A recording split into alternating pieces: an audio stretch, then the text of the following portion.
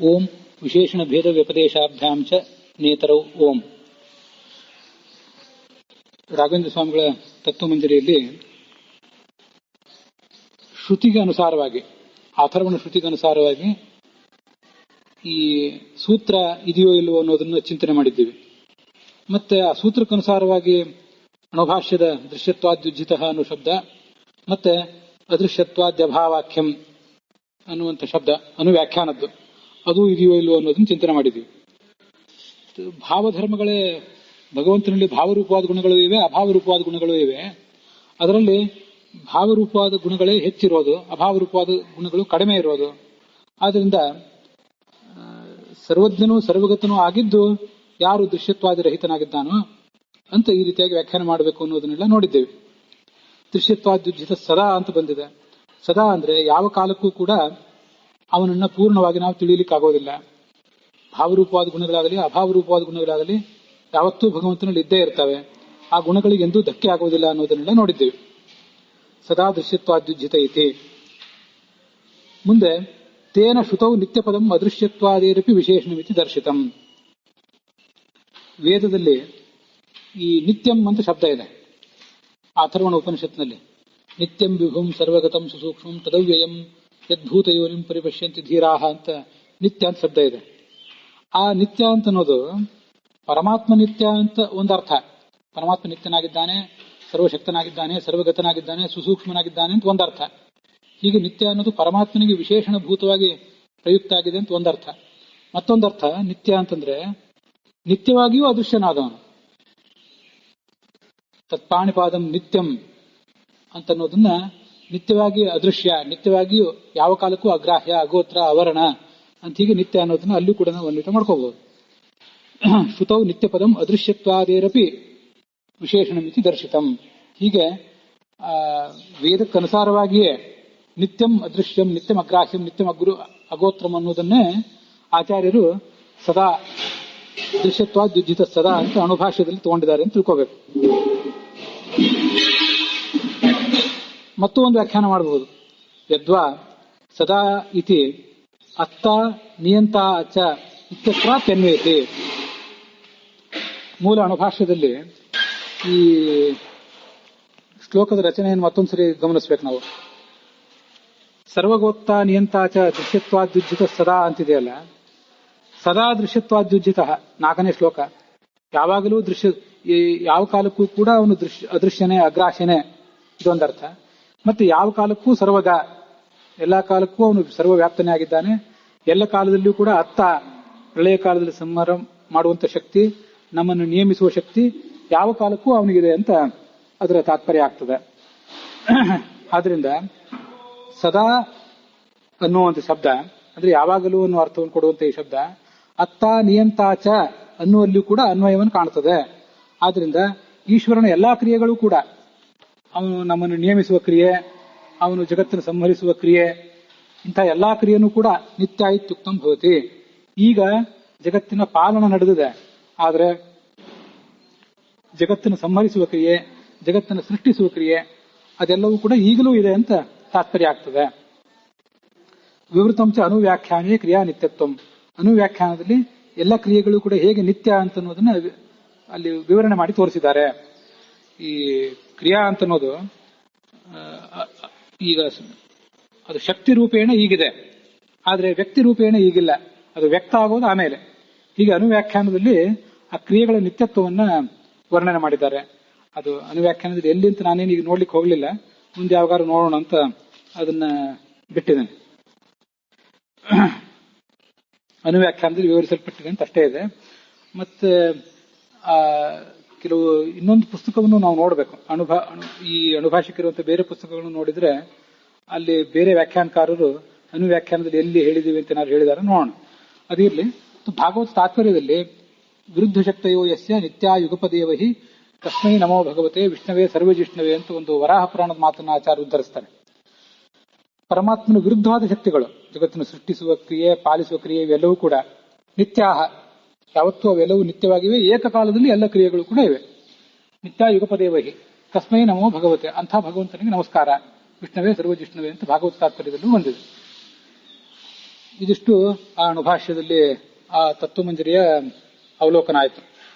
ಅದು 87ನೇ ಗದ್ಯ ಭಾಗದ್ದು. ಇದಕ್ಕೆ ಸಂಬಂಧಪಟ್ಟಂತೆ ಈ ಅದೃಶ್ಯತ್ವಾಧಿಕರಣದಲ್ಲಿ ಅದೃಶ್ಯತ್ವಾದಿ ಗುಣಕೋ ಧರ್ಮೋಕ್ತಿ ಏನು ಸೂತ್ರ ನಾವು ಈಗಾಗಲೇ ನೋಡಿ ಆಗಿದೆ ಮೂಲ ಬ್ರಹ್ಮಸೂತ್ರ ಭಾಷ್ಯದಲ್ಲಿ. ಈಗ ವಿಶೇಷಣ ಭೇದ ವ್ಯಪದೇಶಾಭ್ಯಾಂಚ ನೇತರೋ ಒಂದು ಸೂತ್ರ ಇದೆಯಲ್ಲ, ಅದನ್ನು ನೋಡೋಣ. ಅದನ್ನೇ ನಾನೀಗ ಇವತ್ತಿನ ಮಂಗಲಾಚರಣೆ ರೂಪದಲ್ಲಿ ಆ ವಿಶೇಷಣ ಭೇದ ವ್ಯಪದೇಶಾಭ್ಯಾಮ್ ಅನ್ನೋದನ್ನು ಹೇಳಿದೆ. ಎಸ್ ಸರ್ವಜ್ಞ ಸರ್ವವಿತ್ ಯಸ್ಯ ಜ್ಞಾನಮಯಂ ತಪಃ ಅಂತ ಇದು ಮುಂಡಕೋಪನಿಷತ್ತಿನಲ್ಲಿ ಬಂದಿರುವಂಥದ್ದು. ಮುಂಡಕಂದ್ರೆ ಅಥರ್ವಣೋಪನಿಷತ್ತು. ಯಾವ ಅವನು ಸರ್ವಜ್ಞನಾಗಿದ್ದಾನೆ, ಸರ್ವವಿತ್ತಾಗಿದ್ದಾನೆ, ಮತ್ತೆ ಅವನ ತಪಸ್ಸು ಕೂಡ ಜ್ಞಾನ ರೂಪವೇ ಆಗಿದೆ ಅಂತ. ಹೀಗೆ ಅವನ ಆಲೋಚನೆಯೂ ಕೂಡ ಜ್ಞಾನ ರೂಪವಾದದ್ದೇ.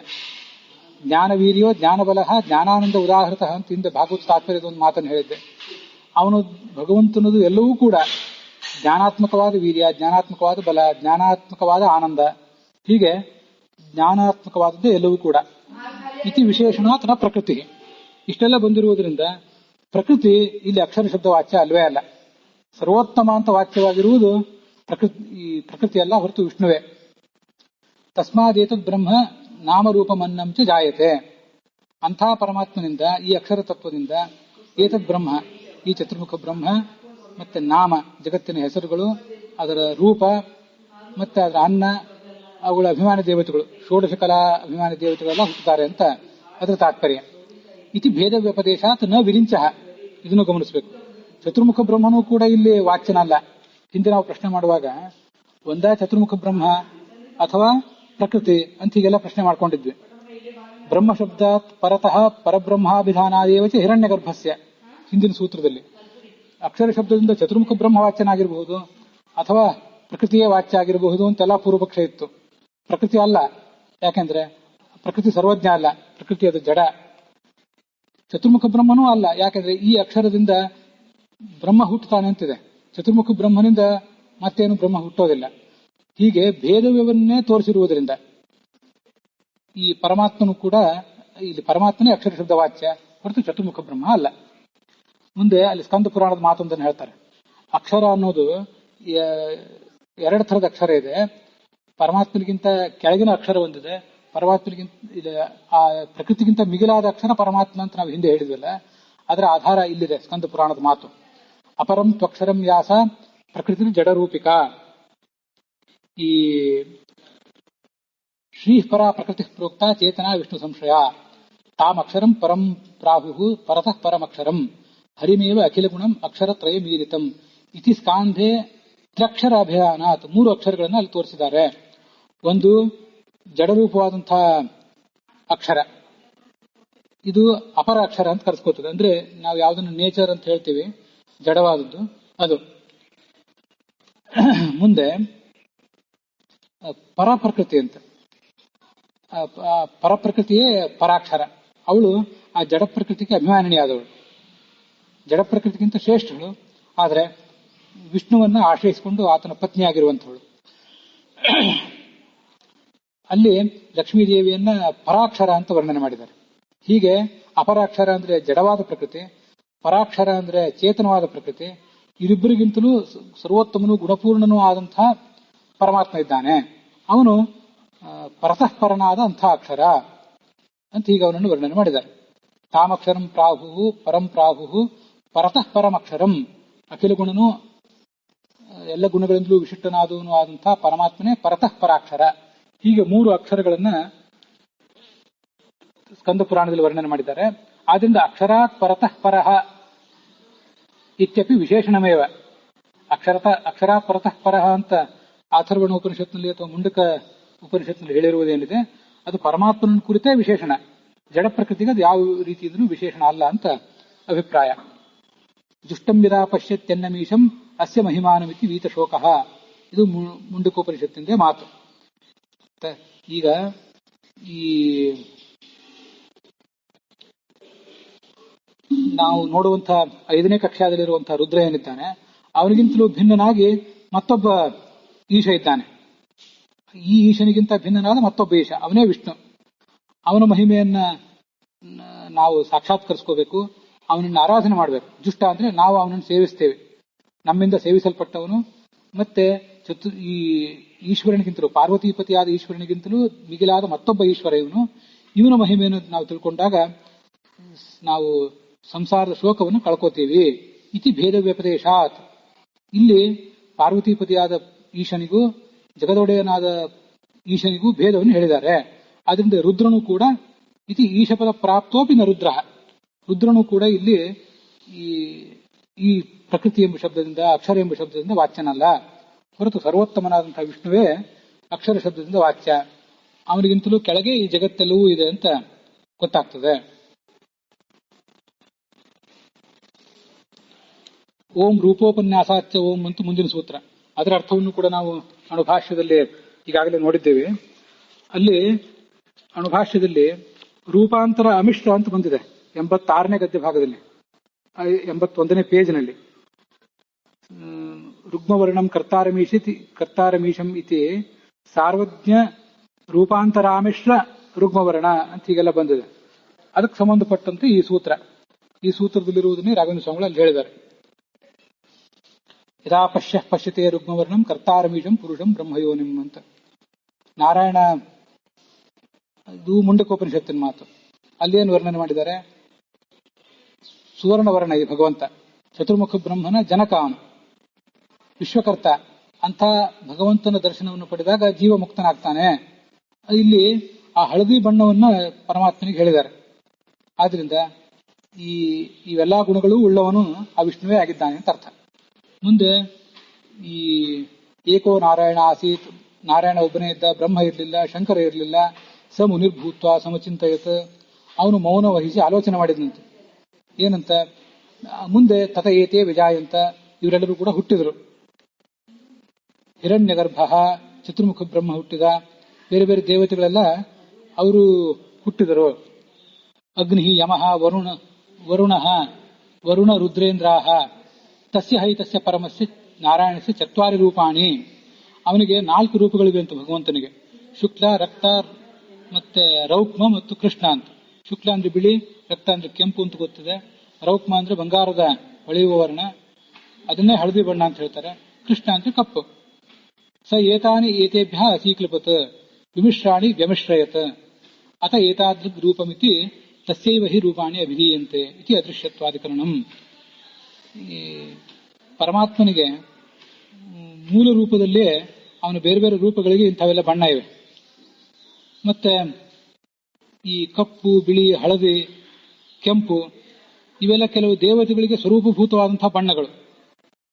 ಈ ಎಲ್ಲಾ ಬಣ್ಣಗಳು ಕೂಡ ಆ ಪರಮಾತ್ಮನ ಬಿಂಬರೂಪ ಏನಿದೆ, ಬಿಂಬರೂಪದ 4 ಬಣ್ಣಗಳು, ಆ 4 ಬಣ್ಣಗಳಿಂದ ಇವು ಮಿಶ್ರಿತ ಆಗಿರ್ತವೆ.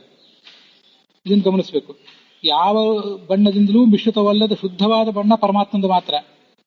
ದೇವತೆಗಳದಾಗಲಿ ಉಳಿದ ಜೀವರದಾಗಲಿ ಪರಮಾತ್ಮನ ಬಿಂಬ ಏನಿದೆ, ಬಿಂಬರೂಪ, ಅದರಿಂದ ಮಿಶ್ರಿತವಾದ ರೂಪಗಳೇ ದೇವತೆಗಳಿಗೂ ಮತ್ತೆ ಜೀವರಿಗೂ ಇರೋದು. ಹೀಗೆ ಯಾವ ರೂಪದಿಂದೂ ಮಿಶ್ರಿತವಲ್ಲದ ಶುದ್ಧವಾದ ಹಳದಿ ಬಣ್ಣ,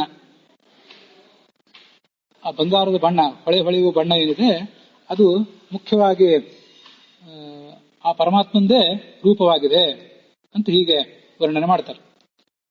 ಇದೆಲ್ಲವೂ ಕೂಡ ಆ ಪರಮಾತ್ಮನ ಗುಣಗಳು ಅಂತ ಅಭಿಪ್ರಾಯ. ವಿಮಿಶ್ರಾಣಿ ವ್ಯಮಿಶ್ರಯತ್ ಅತಃ ಏತಾದೃಕ್ ರೂಪಂ. ಮೂಲತಃ ಅವನಿಗೆ ಶುಕ್ಲ, ರಕ್ತ, ರೌಕ್ಮ ಮತ್ತು ಕೃಷ್ಣ ಅಂತ ಶುದ್ಧವಾದ ರೂಪಗಳು.